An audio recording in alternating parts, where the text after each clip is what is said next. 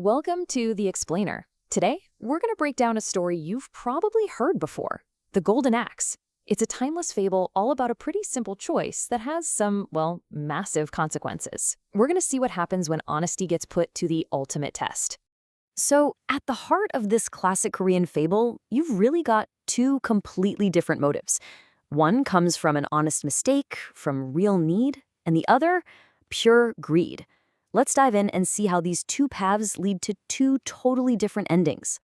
All right, so our story kicks off with a character you've probably met in other fables, a poor but super hardworking woodcutter.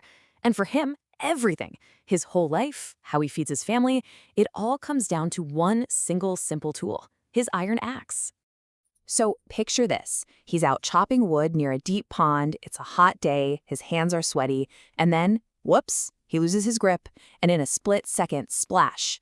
His most valuable thing, really his only valuable thing, is gone, sunk to the bottom of the pond. For him, in that moment, the world just stops. I mean, you can imagine, right? He's completely devastated.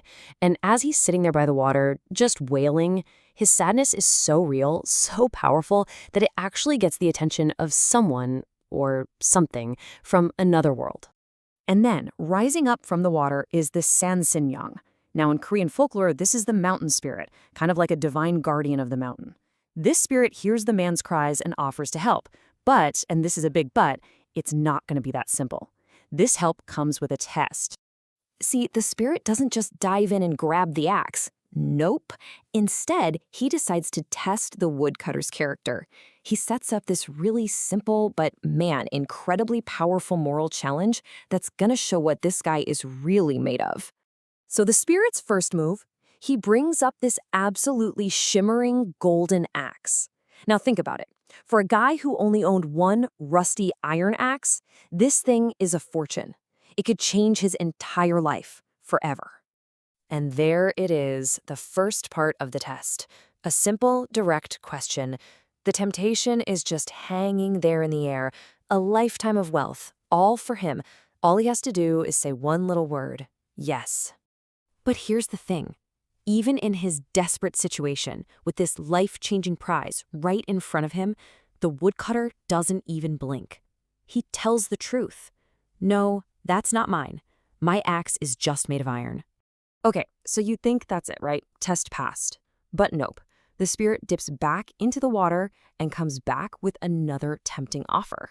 It's not gold, but it's his shining silver axe. Still something that would change his life completely. And the spirit asks him again. He's testing his consistency, right? Was that first answer just a fluke, or is this guy truly honest to his core?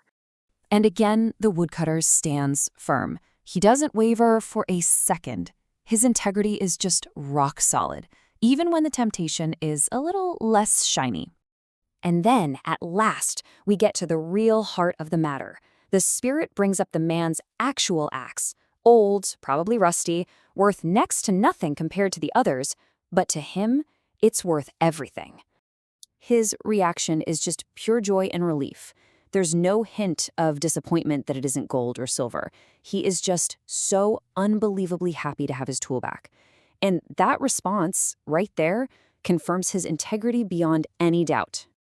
Well, the mountain spirit is just so moved by this guy's honesty that he rewards him beyond his wildest dreams. Not only does he give him his iron axe back, but he gives him the golden one and the silver one too. Honesty didn't just solve his problem, it made him rich.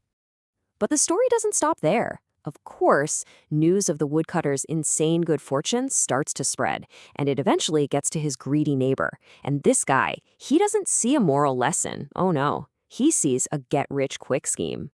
Just look at his logic here. It's totally flawed. He goes to the exact same pond. He deliberately throws his own axe in. And then he puts on this big show, pretending to cry his eyes out. He's copying every single action, but he is completely missing the point. He thinks the reward comes from the performance of loss, not from the character of the person. So the stage is set exactly like it was before. The spirit appears, holding that same amazing golden axe, offering the same life-changing opportunity. But this time, the man being tested is driven by something totally different. And unlike our honest woodcutter, there is zero hesitation. He immediately lies. You can just picture the greed in his eyes. Yes, that is definitely my axe. He sees the prize and he claims it, shattering that pattern of honesty we just saw. The spirit, who was this kind, giving figure just moments ago, now becomes an agent of justice. He sees right through the lie. And just like that, he vanishes with the golden axe, leaving the neighbor with absolutely nothing. Not even the iron axe he threw in himself. Greed didn't just fail to get him a reward.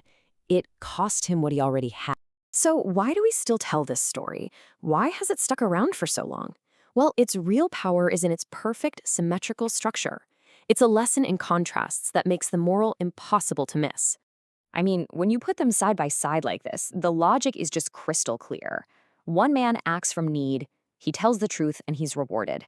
The other acts from greed, he lies and he's punished. In the world of this fable, your outcome is a direct result of your character. And that's really the question this story leaves us with. It's easy to judge the greedy neighbor from a distance, but when a golden opportunity is right there, right in front of you, what choice do you make? Is your integrity something you'd risk, or is it the one thing worth keeping, no matter the cost?